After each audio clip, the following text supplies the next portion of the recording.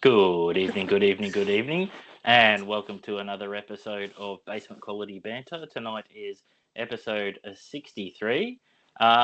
Good evening, Caesar. Do you have a beverage? Evening, Luke. Evening, Angus. Yes, I do. I Yes. have the Mountain Culture and Bolter mash, the cashed up bogan. So the strong hazy pale. That's been around for ages, isn't that beer? I Yeah, bought it. just I got a bought it a couple of re-release. weeks ago. Yeah, just went Yeah. back through Dan's this week. I think they got a big shipment or something. Yeah, it wasn't a bad hazy, that one. And yourself, Angus? I have got a Grifter Brewing XPA. Ooh, nice. Yeah, one of the ones in my beer subscription. Yeah, the Grifters have been good. Yeah, I think it's the Omen. One of their dark beers is absolutely amazing from Grifter. I have the newly released Cooper's 2026 Vintage Ale, the 7.5, 355 ml annual release, and lovely colour, big malty, nice and hoppy this year. Yeah, really nice. It's one of those beers I always forget about, Mm. and I'm trying to get it, and it's too late, and It goes quick. I love picking up when I see it. There's definitely a bit of FOMO with it. I used to get it religiously, and then there was a couple of years where it sort of lost its malt-driven flavour, and I sort of went off it a bit. But now it's definitely back in the drink six, age six category. I think it's a cracker. Nice. So in beer news, which we actually have a bit of beer news this week. I'll start off with Angus choking on his grifter. Ballast Point Brewing is on the brink of operational collapse as a $3 million loan scandal with boardroom members and lawsuits look to engulf the company. A decade after Ballast Point was sold to Constellations for $1 billion, I think it got bought back for $100 million. And now with this $3 million lawsuit about one of the majority investors, secretly borrowing $3 million from the company, there's been mounting creditor claims and garnished accounts and intercepted revenue. So it doesn't look good for Ballast Point. I remember at the peak, before Constellation bought it, you could get some pretty fresh Sculpin out here. yes, Sculpins. It was a cracker of a drop, and like I said, it got out here pretty fresh. But it hasn't. Yeah, been there the was same. Sculpin. What, they had about 3 beers that did the rounds on the Facebook group beer thread quite a lot. Sculpin was one. I can't think of the other two. Yeah. There's one before Sculpin. Yeah. No, they were really good beers, so we don't see much of them anymore. My next story was the Brewers Gauntlet. Science made bearable with the Experimental Science 2026 hitting up Tasmania. There's some in Hobart, and they've just released a couple of another event in Burnie and another event in Launceston. So a heap of brewers and science, they're part of National Science Week, get together and sort of similar to ones we've seen, but it looks like they've taken it to the next level with these events in Tassie. Brewers include Duquesne, Communion, Shambles, where it's actually been held, Spotty Dog and Welcome Swallow, with also HPA, Voyager Malts, and part of National Science Week. So if you were in Tassie, I would suggest getting along to one of those science-made beerable events. They're always a bit of fun. My next story comes from my beer dealer here in Brizzy. They've got an IPA day coming up Thursday, August the 6th, as IPA day every day, pretty much for my beer dealer anyway. But they've got 5 taps, 3 banks beers, a Garage Project beer, and a secret to be announced IPA from Reckless Brewing in Bathurst. So that sounds like a bit of fun as well. And that's at the Alfred Street site of my beer dealer, which is literally across the road from Fortitude Valley train station if you go out the west exit. So that's where we celebrated the beer awards with Hidden Valley. Yeah. Yep. I celebrated there twice. Next one I had was Saturday 22nd of August. Is the free event Smoked and Oaked at Slipstream at Yurrungpilly. Think they've got a massive big smoker that they pull up in the driveway. They've done it a couple of times. And there's some exclusive barrel-aged beers to go with the smoked meats and stuff. So while it is a free event, bookings are recommended because that will fill up very, very fast. Yeah, sounds terrible. Yeah, I might have to make my way to that one. What date was that, Luke? 22nd, Saturday the 22nd of August. Just before my birthday. Sounds like I have to go. And second last beer news I had was Blobfish is back at Hop Nation. If you don't know what Blobfish is, it is a sour and funky festival. Take your Mylanta with you. You get heaps of fantastic beers over 3 different sessions. It's always very popular, funky, and something that I would love to get to one day. It's a bit far out away from me. And my last beer story popped up, which was quite random, I thought, was Black Flag Brewing from the Sunshine Coast. Those skateboarding, graffiti artists, heavy metal punks, I guess you would say it. They've taken over the ex-Bagara Brewing, ex-Ballistic Bagara site and become Bundaberg Black Flag, which will hopefully open at the end of this month. I think that's a really interesting move, considering Bagara is the sort of sleepy retirement village where all the turtles come in, and Monrupos up the road, and it's Black Flag are that sort of big, loud brand. But I think they'll get people coming out from Bundaberg to enjoy some fresh crafty beers. So look, I thought that was really interesting.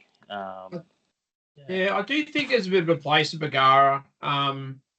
I've got friends from Bundaberg, and we've done a few nights out at Bagara. Yeah, a couple of bucks parties and stuff. So it's a good place to rent a house for the weekend and get on it. Yeah, but it is it is a bit of a sort of quieter area, though, isn't it? Yeah, well, it's out of Bundaberg. It's about 15 minutes, which for Bundaberg is a mile, but not that far really. No. Yeah, I've camped there over Christmas for about 3 years, and I imagine that it's very peak seasony where during the Christmas holidays it's absolutely packed, and then every other time of the year it's a lot quieter than that. So they might do enough trading over Christmas to see them through the rest of the year. Yeah, it'll be really cool to see, like all that Torben Lee and Burham Heads and Agnes Waters further north and all that. It's a really nice spot around there. So hopefully the tourist trade can sustain them there. And from the photos, it's a full brew kit. All the fermenters are in there. They're just sort of gutting it and everything. So fully operational by the look of it for Black Flag. And now they're just getting the artwork up, and it'd be really cool to see what they do. And hopefully some of the local team are still around, because they've probably been without a job brewing for how long's Ballistic Bagara been closed? It's got to be a while now. Yeah. Yeah. When I was there, they had a safety rope between the sitting tables and the sitting area, and all the fermenters, and obviously the beer systems were turned off, so there was no hot stuff, but there's still a very worryingly tiny little piece of rope to stop my kids running over and pulling on tap handles and opening fermenters, and you don't know what's Yeah. pressurized and what's on chill or anything, do you? I actually had a bit of a conversation with Stu from Archer about that. He's mentioned that's because with the kitchen, the council have brought up about the fact that the brew floor is actually a food preparation area, and therefore he had to basically just completely close off the brew floor just to keep people out. And for exactly that's one of the things he flagged was it's so easy for a kid to just jump under the rope and play with the handle, and if there's something in the tanks, potentially, kablooey. Yeah. Mm-hmm. The beer championships are underway with categories dropped from 15 to 7. Ended up with 260 beers from 80 breweries. Remembering there was a limit. I think it was 5 entries per brewery. So that's pretty good for an inaugural competition. Paper judging seemed a bit backwards when they told me how it was. But looking at the detail from some of the judges' tables, there's a lot of information. And they've made it, tick boxes here, move a graph there, comment here. By the look of it, they're going to get, apart from putting all of that information into something that the brewers can consume, it looks like they're going to get a really, really detailed picture of where that beer sits. And there is faults, but I think it's just a really different way of doing it. But the best part, I thought, was any judge, if they really feel for a beer and the rest of the table doesn't agree with them, they get the chance to play a wild card. So there's 20 judges and they get to play a wild card, but they have to get up out of their seat and go and hit a gong that's in the corner. And that means that beer gets to go to the next stage for other judges to try if they feel so really strongly about something. So that's a bit of fun, and we'll find out the finalists mid-August, and then there's going to be that long marketing campaign as we've discussed before, and then different awards. Maybe a mixed 6-pack, or considering it's seven categories, they might make it a 7-pack or something like that. So that'll be really cool. So I'm interested to see how this beer championships turns out. There were some familiar faces I saw at the judging in Melbourne. So still small. Seems like there's only about 20 judges there or so. Yeah, 20 judges. Yep. Mm-hmm. 260 beers over 2 days, I think it was. So that's not bad for your first go. And it wasn't cheap either, but it wasn't the most expensive. But as I mentioned a few episodes ago, Stockade are opening a tap room in Goulburn, but I saw a video yesterday, and I didn't realise it's actually going to be a container ship bar in the car park at Tribe. So Tribe is this massive facility, like distribution and brewing all in one, in regional New South Wales, quite close to Canberra.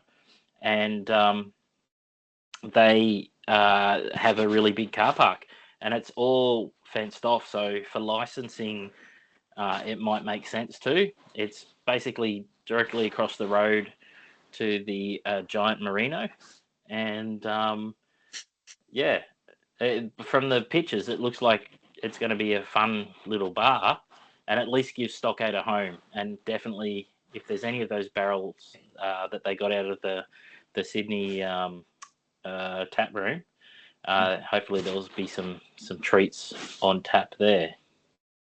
And my next one of beer news, you may have seen, Black Ops has gone into a VA again. Honestly, not too VA2. surprised. Yeah, VA2. VA2. It's up for sale. Equipment, team, leases, brands, recipes, everything's up for sale now. I just think when the first business went into VA, a lot of creditors were hurt. A lot of investors, passionate investors that did the crowdfunding rounds were hurt, but more so the suppliers.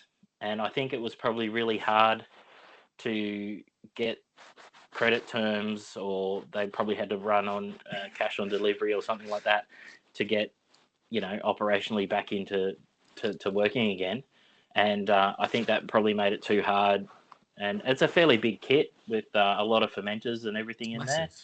Massive. Yeah, 65 hec, 4 vessel, I think it was.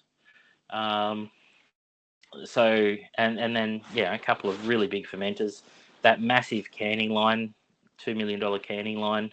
Yeah. And I thought it was really interesting. I saw my old tunnel pasteurizer for sale earlier this year, which had been relocated to Black Ops 2 because they were brewing sober beers there and using the tunnel pasteurizer because they had a business arrangement to produce and market the sober products.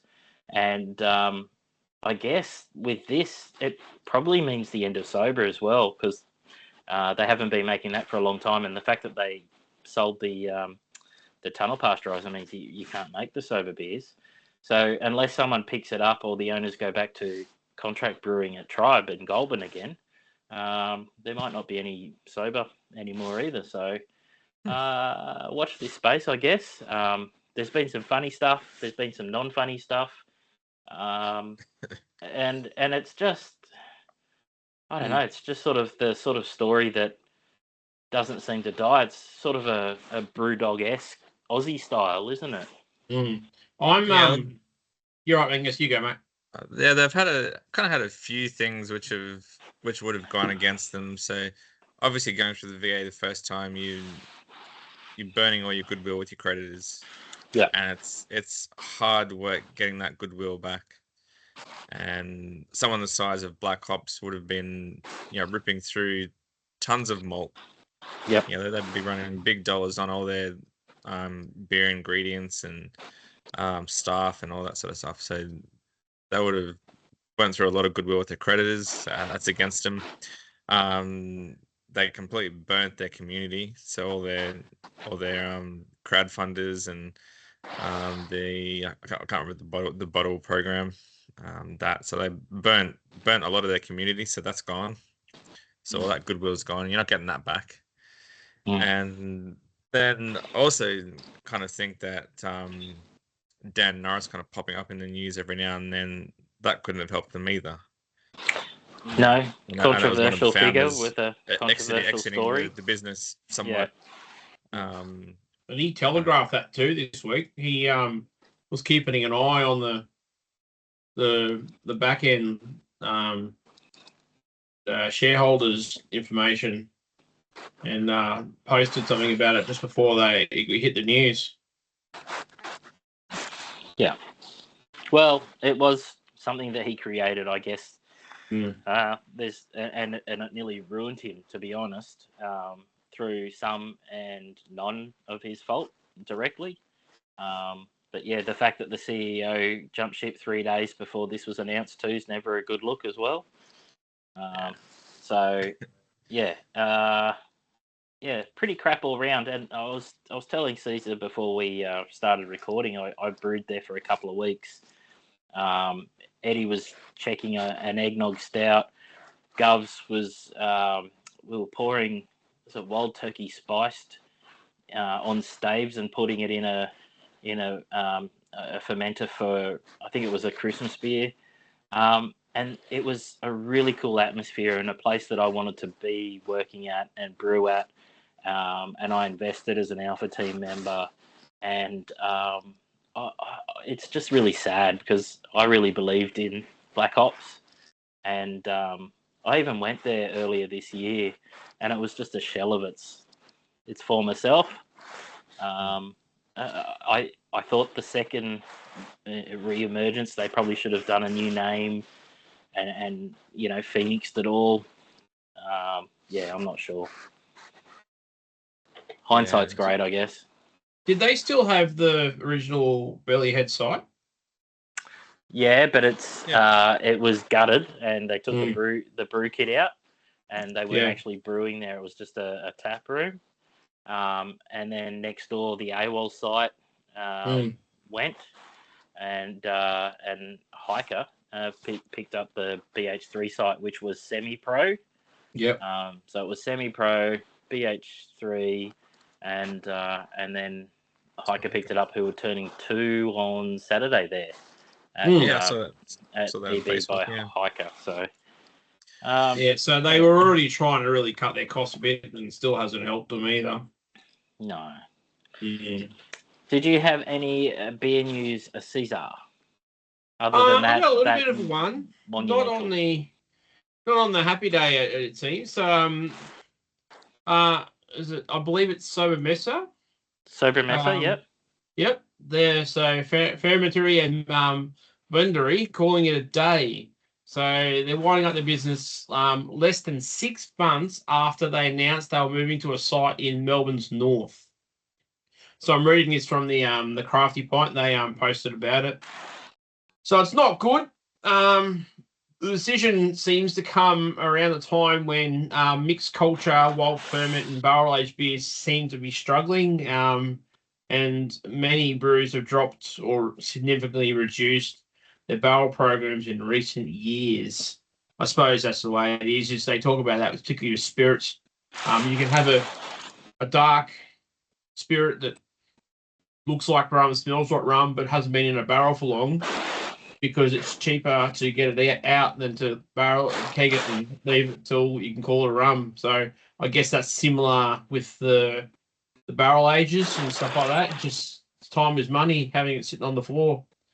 And of course, you got all the tax and stuff that goes around as when you can remove it and have to pay for the taxes and stuff too. That's a really concerning, because with Wildflower, Dollar Bill, and now Sober Mesa, I think they were the 3 biggest sour, wild ferment, saison focused sort of businesses, really. Yeah, I think you're right. It's not good. I mean, and they'll say, I think the article talks a little bit about even the UK and that sort of stuff shows the difference as well. Not good. Did you have any other beer news other than that fantastic story? Just a little one. Just 10 years since its debut, Gold Coast on the Gold Coast, the Crafted Festival's hosting its first event in Melbourne this year to a stacked lineup. So that's in November at the Riverina Beach Club. Yeah, we said that last week at St Kilda. Yeah. Man. Jeez, you got to stay on the ball, I really should pay attention to that. What is this? Basement quality? Jesus. Yeah, mate. It's like we should be more organised and stuff, our run sheets and whatnot. Nah. No, to be fair, I apologise. I spent too much time this week reading about Black Ops. That's all I can see and define, really. Yeah, I had a choice between doing beer news or around the world. And I'll do around the world. I know you guys will have some beer news. I did a quick search with 5 minutes left about Australian craft beer news, and the first 9 articles were Black Hops. Yeah.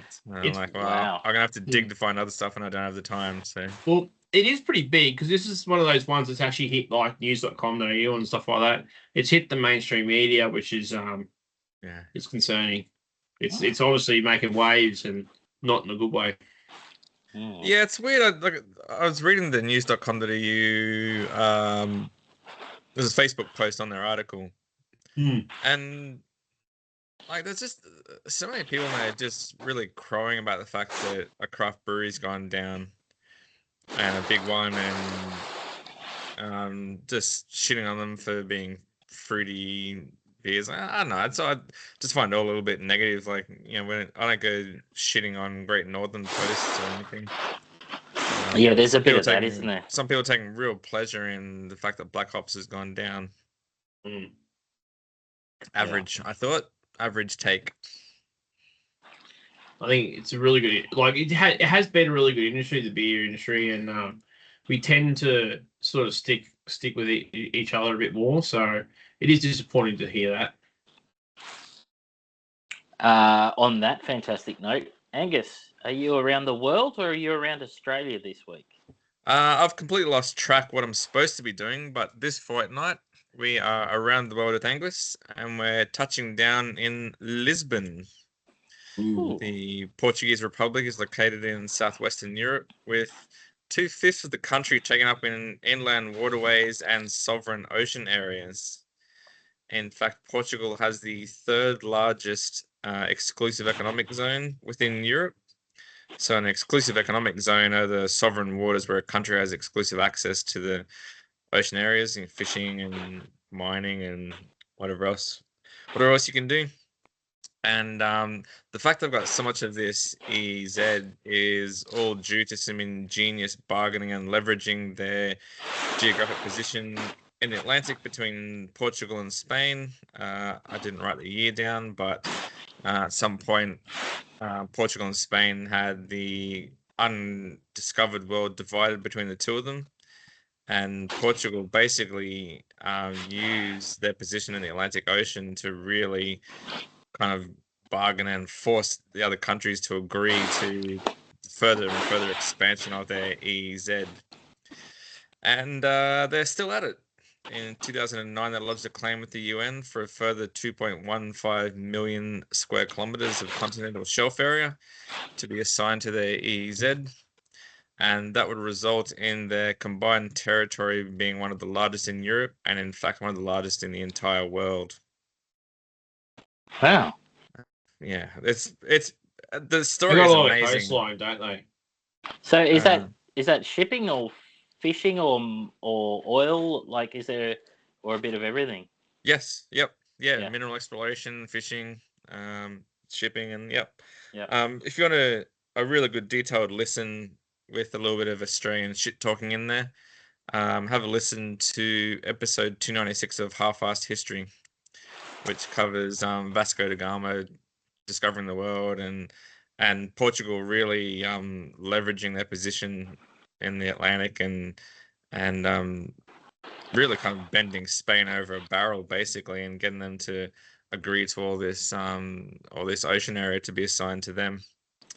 It's pretty funny, pretty good listen. Episode 296. Yeah. Are we flogging another podcast again? I did that a couple of weeks ago. Yeah, but it's not a beer one, so I'm all right. I'm happy with that. Yeah. They've also got some footballing guy called Cristiano Ronaldo. Oh, I don't know him. Yeah. That guy. Yeah. And some quick weird facts. You can thank Portugal for Japanese tempura. In 1908, King Louis Philippe reigned for a grand total of 20 minutes, and then died. And Lisbon has Europe's longest bookshop. Interesting. So there's some weird facts for you. But onto beer news or beer information about Portugal. So their beer scene is rapidly expanding past the mass market lagers.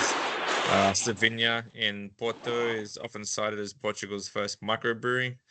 They boast a strong offering of traditional styles such as IPAs, Hefs, and Helles. But among the fairly standard offerings for Europe, anyway, they've got a 6% amber Bière de Garde, and their 500 Saison grape ale sounds delicious. It's a beer wine hybrid, blending around 30% grape must and 70% golden ale, and then fermented on a Saison yeast, which results, apparently, as I was reading, in a juicy and very crispy ale, highly carbonated, and a highly dry finish. And that makes that beer right in my farmhouse. My wheelhouse. Nice one. And then the other brewery I found that was probably one of the larger microbreweries is Deutsche Korvuschen in Lisbon. So whoever the brewer is or the person who's in charge of their lineup really likes their IPAs, double IPAs, triple IPAs, and NEPAs. Didn't see a quad IPA, but there's probably one there. But then they've got an interesting balance of strong barrel-aged imperial stouts. They've got a grape ale as well, Berliner Weisses, and a crap ton of fruited sours. And their tap room and the food they had in their website looked really good. So next time you're drifting through Lisbon or Porto, remember my little blab on and visit Savinha or Dush Kavosh. That sounds absolutely lovely. Fantastic. And very importantly, next door to Spain, who just won a particular competition that we might talk about later. Nah, we don't need to talk about that.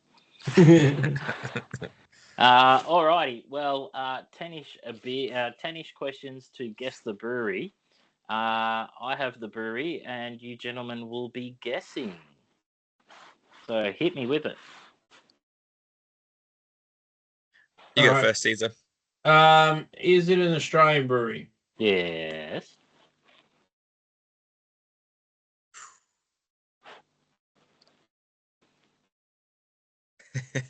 Have they gone through a VA and survived? Not that I know of. That could imply that they went through a VA and didn't survive. No. Is this an eastern state? Is it in eastern state? It is in an eastern state. It's not the whole state. Yeah. That.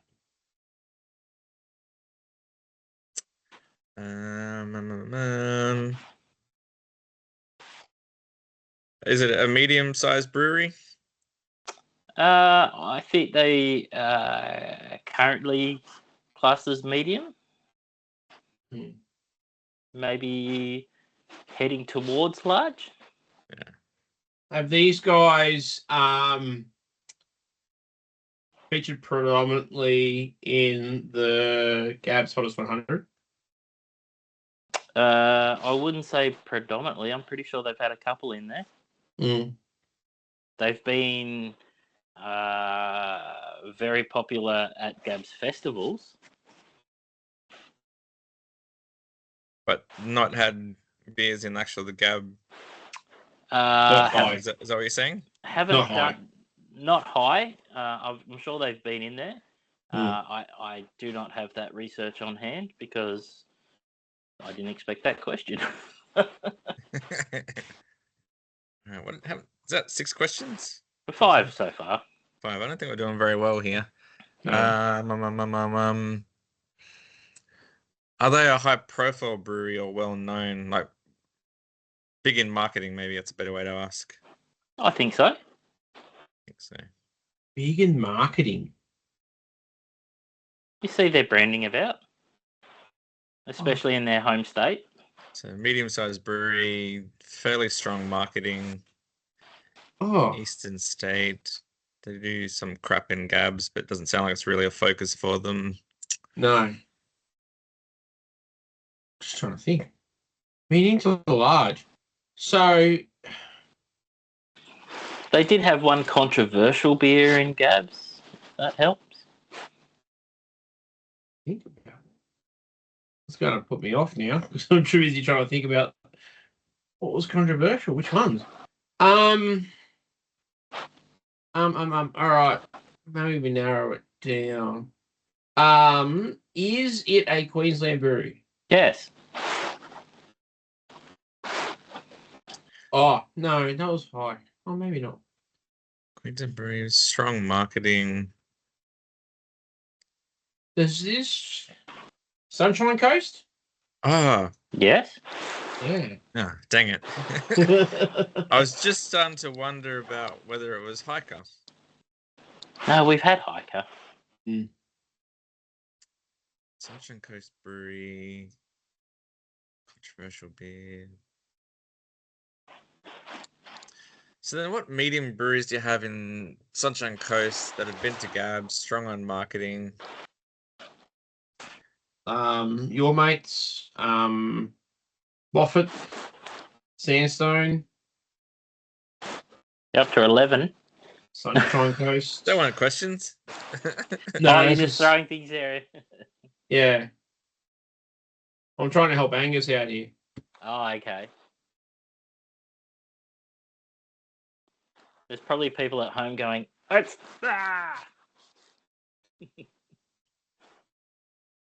So on the Sunshine Coast.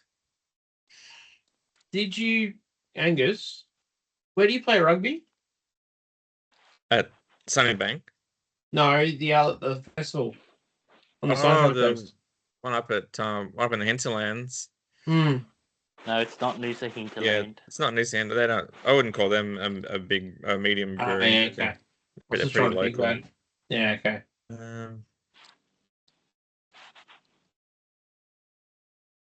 I don't know, you got me stuck on your mates now because May have mentioned them tonight.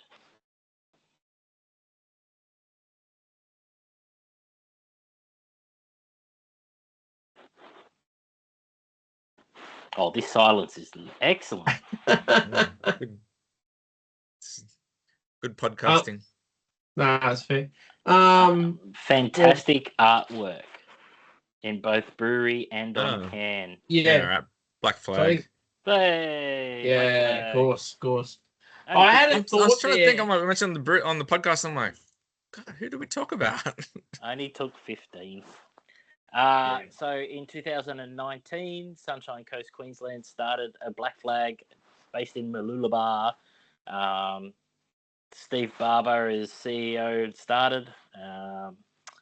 Astropunk XPA is probably one of their more popular ones. Kick-On's MIDI. Rage Against is their Juicy Pale. They've got an Infinity Pale Ale.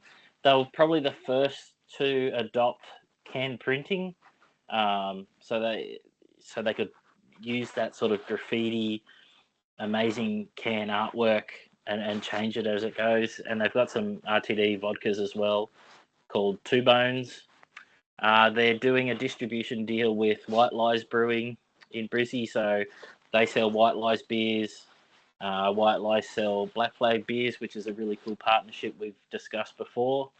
So yeah, very cool. And like we said earlier, moving to their first Bundaberg tap room soon. But, so what's that? It's 2 sites and a partnership with White Lies.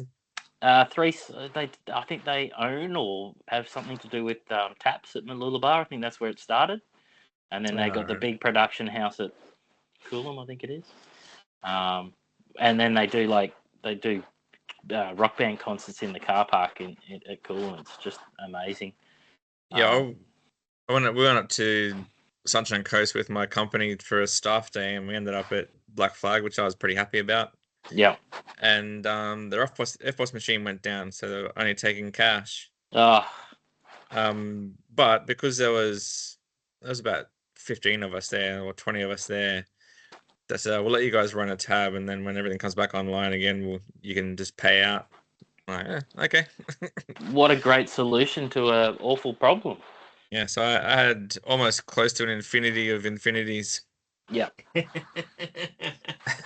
And that's a lot of infinity. They probably won't want me to bring it up, but the very controversial beer that they had at Gab's was barely legal. It was a 18% IPA, and the logo was very similar to the Pornhub logo.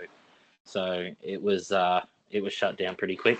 But the year before that, they had a very similar beer. It was 18.1%, and it was called "We're Not Here to Fuck Spiders." So they probably should have just kept with that name.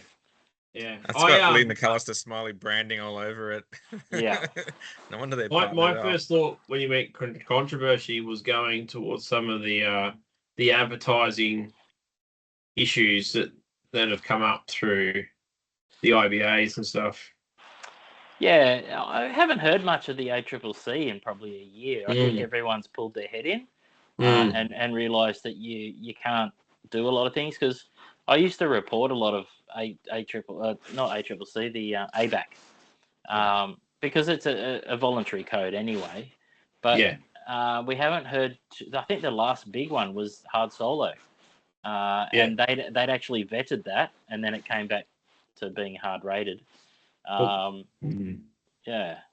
Didn't they pre-vet it before it was released? They did, but then public consensus was that it was too similar, and some old bloke who crashed his boat saying that he thought he was drinking soft drink when he wasn't. So It's a good Yeah. excuse. Yeah. Bullshit. Yeah, I'm calling bullshit on that too. Well, I think- he's got a good lawyer. Yeah. So I think that's all of our beery news, which has taken up more of the time than it has in the last ages. So back to maybe being a beer podcast, which is lovely. So in the FIA Battery Management World Championship, Spa-Francorchamps is still one of the races I'd love to attend. Such an amazing track, beautiful scenery. Kimi came through at the end with Leclerc, not letting him get away. Verstappen third, Hamilton fourth with a 5-second penalty for punting George. I don't think it was a penalty. George was having power unit issues, and a lot of drivers were mentioning unexpected power leading into some corners. I just think this exemplifies the artificial nature of the energy deployment in the modern cars, and makes them harder to drive and less genuine to watch. Did you see any of the updates? Yeah, I watched the race. Yeah. They were definitely talking about they actually limited the power on the circuit and where you could harvest. Yeah. So you had to be strategic with how you deployed your power, so you got it at the right point, so you wouldn't lose it at strategic points. Yeah. So, for example, in qualifying, even though the longest straight is straight after Radion, The Kennel Straight. Yep. yeah, that wasn't the place. That wasn't the headache. It was actually the back straight heading into turn 18, 19 that they're required for. And it actually became interesting in qualifying because there was some slipstreaming and there's quite a few penalties that were taken. So teammates that had penalties like Isaac with Max, Kujar. Yeah. were using it to try and get him ahead, which she did pretty well. The problem was Kimi Antonelli also got a slipstream, or just the one they'd be at off Max, so Yeah. kind of nullified it a little bit, but got him close. Hungaroring next before the summer break. I think the Ferraris have come to grip with the new regulations. Do you think, now that he's second, do you think Hamilton can make a run for the 8th World Championship, or Kimi's got too much in the bag? I think Ferrari his problem right there. Yeah. He's still calling strategy on him. And he almost did it on the weekend if the fact that they hadn't told him that he had a 5-second penalty before so he wouldn't do something rash. So, yeah, interesting. I think it's going to be interesting how this whole battery thing plays out, because at the moment it just seems like an artificial limitation. They just kind of make up where the the regen zones are and the power zones and that sort of thing. Yeah. But it's nothing different to banning aero systems or suspensions or underbody airflow systems. Like it's all just part of FIA trying to control the pace of the faster cars to make it more interesting. So at the moment it's artificial, and sometimes it's a little bit dangerous, right? Like they haven't quite got a handle on how they want to do it. But in 2 or 3 years' time, I think that factor they use to limit the fast cars and provide parity. Well, actually, on that, they're already talking about next year's regulations changing a fair bit. And the FIA president is actually talking about wanting to go back to V10s. I think he said V8s. I think he said V8 was it? Yeah. Yeah, he's definitely said that they're going back to V8s. Yeah. So he is already. You got me interested there, but the problem is that the problem is with these regulations though, is that all teams get an equal vote. Well, except for Ferrari, it seems. But and Red Bull get 2. Yeah, well they do. Because they got 2 teams, yeah. 2 teams, yes. So there is a bit of back and forth depending on what works well for them. So it will come down to what the back markers are trying to do. Because the biggest problem at the moment is you've got really 3 slow back markers, Haas, Aston Martin, and Cadillac, that all need a bit of a leg up and need some some help. But yeah, I think with the current regulations, like you're saying, Angus, the power distribution is a safety issue, and they will probably have to address it at some point. Yeah. Yeah, well, a couple of people have gone to put their foot down, there's nothing, or they've been halfway around the corner and they've got a boost of 50 kilowatts. Like, you don't want that sort of stuff. It's the snaps. Yeah. So there was a corner just before the back straight that caught out quite a few people. A couple were lucky. Leclerc had an accident. Gasly had an accident in practice. And I think Hamilton had a bit of a snap as well. Yeah. So that was part of the power they believe. Yeah, definitely. In the 6 again comp, we've seen some unexpected winners over the last few rounds. Like the Broncos got over the Panthers, the Titans got over the Sea Eagles, and in the high scoring game, the Dolphins were humiliated, 66-0 from the Sharks. Actually, I sat down to watch that game. I'm like, I had like a spare in 90 minutes. I'm like, oh, I'll watch this game, and I watch about 20 minutes, and I'm like, God, this is boring as hell. Yeah, just try. But Dolphins have been really well done this season, and this was, of course, after Origin. They had a lot of players out, but that was a disappointing result. I don't think anyone could have predicted the top 8 that we've currently got. And, it might be time for us to get onto the Warriors bandwagon for them to take out the comp for the first time. It would be great to see. It'd be great to see for them. It'd be great to see for all of their faithful fans who have followed them for forever. And it probably would also help the proposed Southern Orcas bid to join the comp in 2029 as the 20th team. We've heard from the rugby. What was the rugby day that they had at Christchurch? It was like a magic round that we had here, but they had all the rugby teams play at Christchurch. Well, that was the last round, wasn't it? Yeah. I talked about that. Yeah. So that's going to be their field, and a local company has offered 10 hectares for a centre of excellence to be built.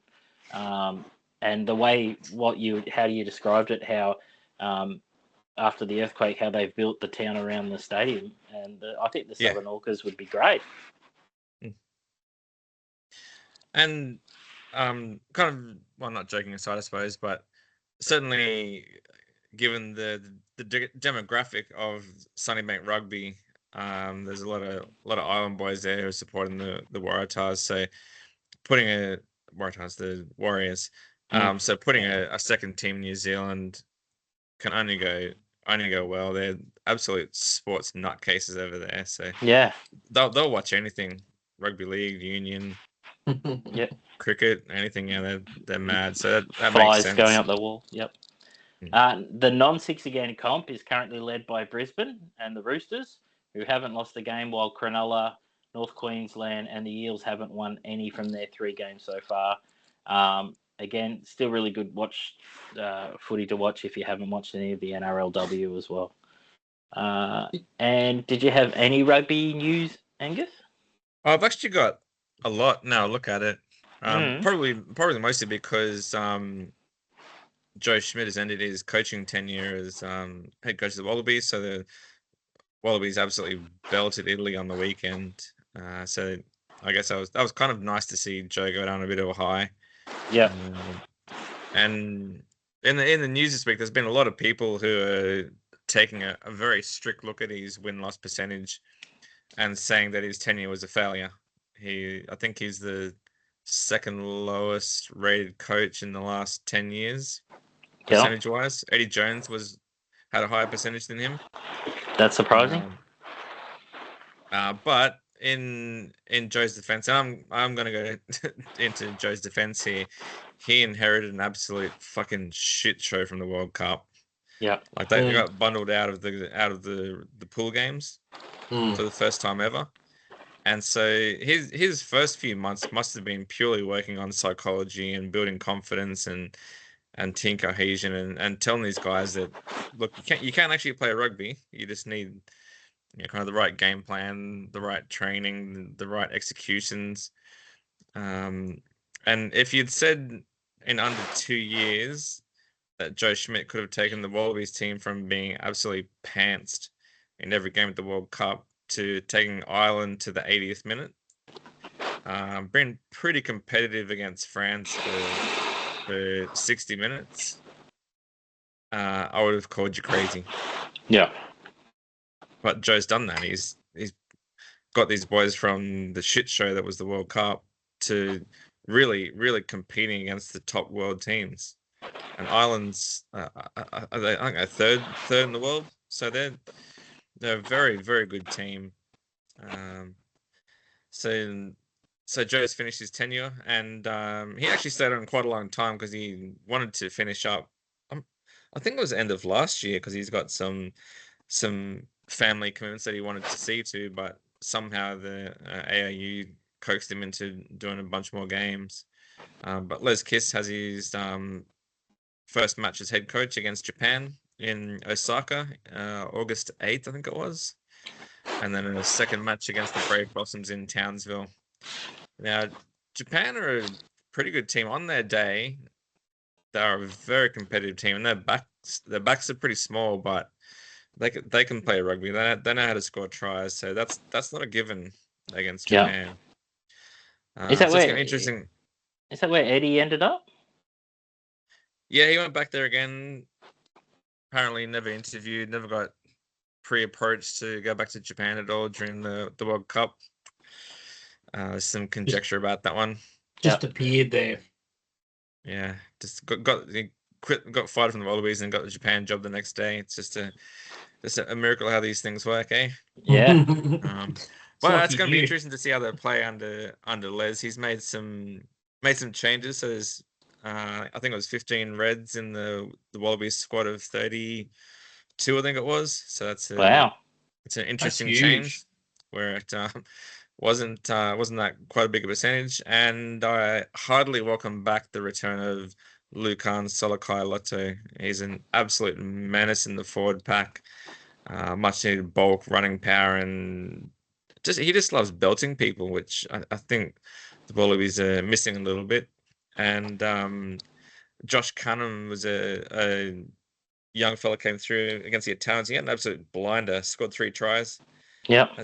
As a second rower, which is I can't remember the years, but that's not been done for a long time. No, it's unheard of. Yeah. And he had a blinder and just some young blood and some real mongrel. And talking about the French team, my tip for the World Cup is the French team. Yep. They blooded some very young players against the Wallabies, and they all performed way above their experience levels. And that last kind of 30 minutes in Brisbane, the French just absolutely tore us to pieces. So they're actually my tip for the World Cup next year. Put a 5 on it. Lovely. And how's the AFL travelling, Caesar, to finish us off? So AFL this weekend. So last weekend Brisbane played West Coast in West Coast at Optus Stadium and won, but should have won more. They actually started pretty slowly. They got lucky because Harley Reid did his ankle early on and then tripped over a step and made it worse. But they just were not in the game for the first half. Second half, they really made a big difference, but with their fitness and their skills, which is, so, well, they got away with it. So they're 6 in a row now. Yep. And this weekend they're at home to Port Adelaide, which is down the bottom of the table. They should win that again. It's members round. It's a lunchtime game on Sunday, so they usually makes it a bit easier to get some of the kids in. So we'll see how we go. Brisbane's biggest thing is Oscar Allen coming back after being out for 3 months with a foot injury. So we'll see what happens. The other thing I want to talk about, is that Commonwealth Games this weekend. They start. And the what? pole vaulter Nina Kennedy Yep. has been, and Paralympian Tim Hodge has been nominated as Australia's flag and baton bearers for the opening ceremony. So I think that's tomorrow night or Saturday morning. So Yep. yeah, much These are the- reduced after Melbourne Pulled out. did the dirty and everyone and pulled out. I think they're half paying for these Glasgow games as part of the fine for pulling out. Yeah, pretty much. There was definitely a reparation payments that had to be made. Yeah. I'm still wondering if Brisbane will have to pay that one soon. I think Brisbane's fine. There's a lot of negative Nellies because because the current Liberal government wants to make better for their electorates. A lot of their electorates are more affluent, and therefore there's a lot more vocal opposition to where the stadiums are, where they like it, including Victoria Park. 90% of it is just because someone lives around the corner and wants it. I mean, you can ask. Look, I'm not disagreeing that there's definitely some cultural issues going on with Victoria Park, but a lot of it should be. I say should. I'm not going to promise anything. Should be temporary, and I reckon it will actually be better for First Nations, because they will make an effort to recognise it once the final build is complete. Yeah, I think we're 2 years behind. I think it should be built. So it's we've got 6 years. 6 years from yesterday or today. Oh, today, because the clock went up today. Yeah. Yeah. So the Omega clock's in King George Square now. So we've got time. The one of the Cross River Rail bits doesn't get finished to 29, and how long's that been going for? That's what gets me, is that it's pretty much done. Well, the actual tunnel's done. It must be. I think it's all the. It's the thing that they're waiting on now is the train yards at Maruka that aren't done. Where the stable, sorry. That's what they need to do. And then get the trains in here, obviously. We will probably. I might do a bit more of an update on the Com Games. I saw. I was in Birmingham, the last Com Games in England, and the atmosphere around the town was just a vibe. It was so good how they did the town up there, and of course the Gold Coast. We went to the Gold Coast for a few events, and that sort of spawned the G-Link down there. And the one thing the games often usually bring, if they do it smart, is infrastructure. But if they don't do it smart, they end up with ghost towns and empty stadiums crumbling. So, you got to be smart about these things. I do remember, because Glasgow's obviously one of the reasons they're hosting it is because they held it before the Gold Coast games. So went Glasgow, Gold Coast, Birmingham, and then it was meant to be Melbourne, but it's gone back to Glasgow. One of the things they did really well was they had a really good atmosphere. And if you look at the way the Scots went to the US, particularly Boston, for the World Cup, My people. Lots of beer to drink. Yeah. Well, I wonder if the Com Games villages are as bad as the Olympic villages. We've all heard those stories. I actually got lucky one night. Hang on. No, hang on. Yeah. You got lucky one night. Oh, I didn't get lucky. I didn't get lucky in that way, but I was drinking down the Gold Coast at one of the Bavarians. Yeah. And the Australian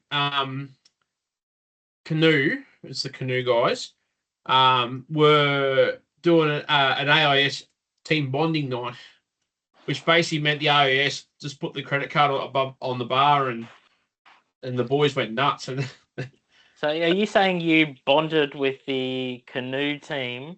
Yes. And got lucky. Okay.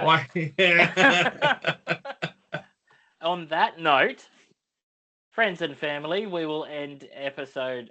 What are we? 63? Did I say? Yep. We will end episode 63 of Basement Quality Banter. A great chat as always. Join us on Facebook groups, Facebook page. You can watch our ugly mugs on YouTube, listen to us on Spotify and Apple Podcasts, and I will chuck all this info up for everyone to see us. And we will see everyone or hear everyone from next week. Thanks, boys. Adios. Great Thanks, chat. Angus. Thanks, See you later, guys. Have a good one. Enjoy your week. Yeah.